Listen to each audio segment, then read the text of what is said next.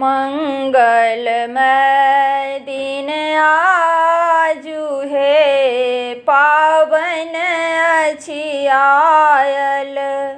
मंगलमय दिन आजु हे पावन अछि आयल।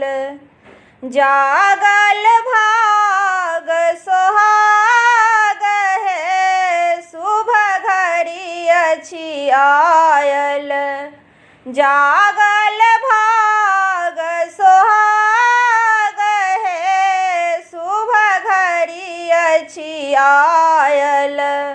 मंगलमय दिन आजु हे पावन अछि आयल।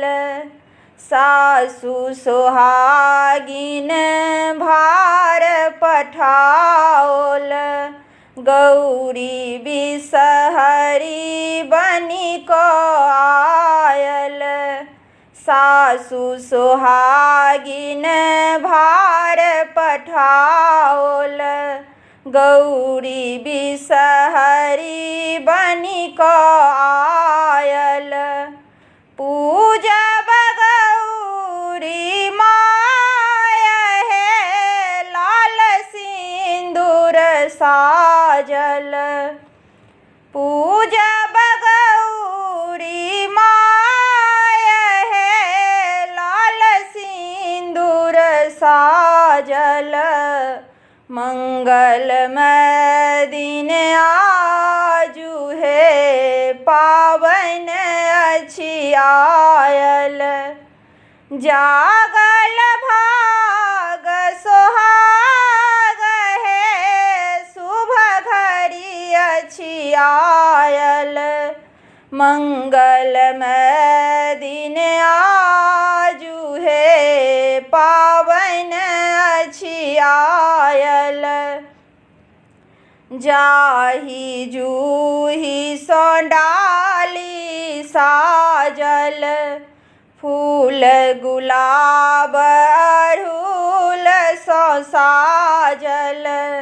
जाहि जूही सँ डाली साजल फूल गुलाब अड़हुल सँ साजल। पूजब बिषहरी माय हे लाबा दूध राखल। पूजब बिषहरी माय हे लाबा दूध राखल। मंगलमय दिन आजु हे पावन अछि आयल। जागल भाग सोहाग है शुभ घड़ी अछि आयल। मंगलमय दिन आजु हे पावन अछि आयल। एहि बातक एक दीप जरायल पानक पात सँ टेमी दागल। एहि बातक एक दीप जरायल पानक पात सँ टेमी दागल। बढ़त भाग सोहाग है मासुन न जुड़ायत।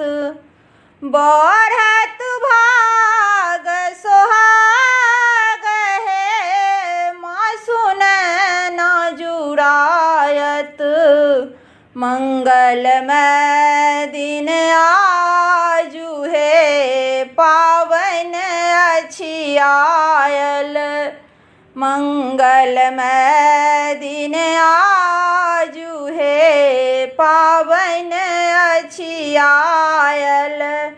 जागल भाग सोहाग है शुभ घड़ी अछि आयल। मंगलमय दिन आजू है पावन अछि आयल। मंगलमय दिन आजू है पावन अछि आयल।